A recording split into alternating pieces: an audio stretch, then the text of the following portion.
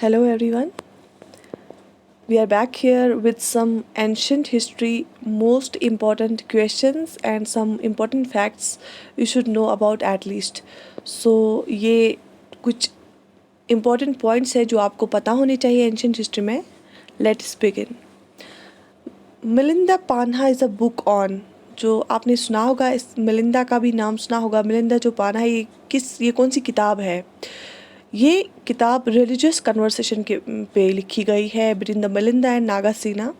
एक मजहबी बातचीत चल रही थी उनके दो के बीच में, तो उसी पे किताब लिखी गई है. वो कन्वर्सेशन है इस किताब में. इसके बाद important sites of Indus valley civilization are. कुछ इम्पॉर्टेंट साइट्स के नाम हैं इंडस वैली सिविलाइजेशन के. That's Harappa, Mohenjodaro, Lothal, Kalibangan. Staple food of people of Indus valley civilization was. Staple food क्या था इनका? That was wheat. The local name of the Mohenjodaro is. जो मोहनजोदारो एक इम्पॉर्टेंट साइट है इंडस वैली सिविलाइजेशन में, उसका जो लिटरल मीनिंग है वो क्या है? That is mound of the dead. Upanishads are books on. जो इंडियन लिटरेचर है उसमें रिलीजियस स्क्रिप्ट्स है बहुत सारे, तो एक का नाम उपनिषद भी है. जो उपनिषद है वो बुक्स है किस पे? फिलॉसफी पे. The Brahmanas are the books that deals with. अब ब्राह्मणास भी जो रिलीजियस स्क्रिप्ट्स हैं वो क्या बताती है हमें, उसमें क्या लिखा गया है? दैट कंटेन्स रिचुअलिज्म, कि कौन से रिचुअल कैसे करने हैं, कौन से मंत्रास पढ़ने हैं.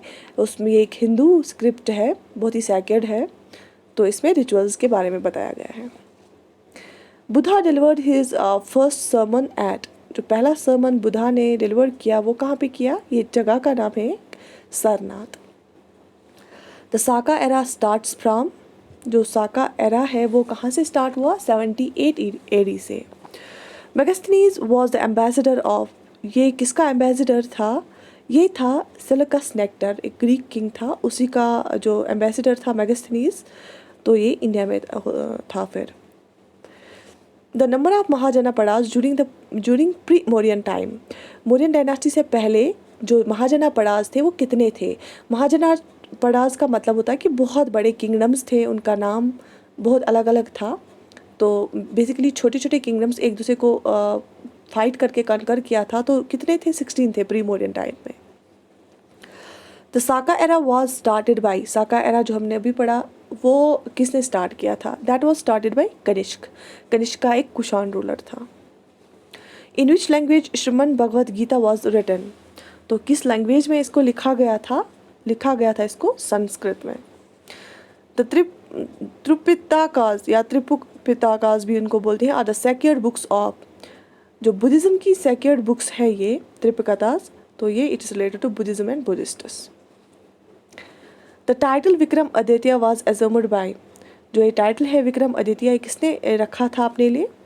चंद्रगुप्ता सेकेंड ने. गुप्ता डायनास्टी का था. विच of the following is called the Napoleon of India.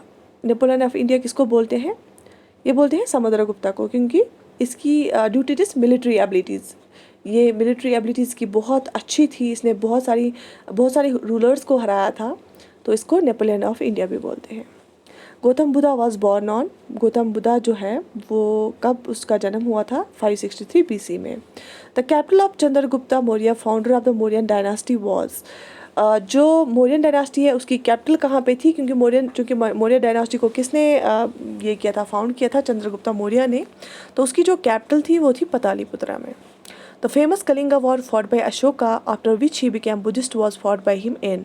तो कलिंगा वार जो बहुत ही एक मशहूर वार हुआ था. कलिंगा एक उड़ीसा में कोस्टल एक जगह है जो अशोका ने जीता भी था उसके बाद, लेकिन वो बुद्धिज़्म की तरफ उसका रुझान बढ़ गया.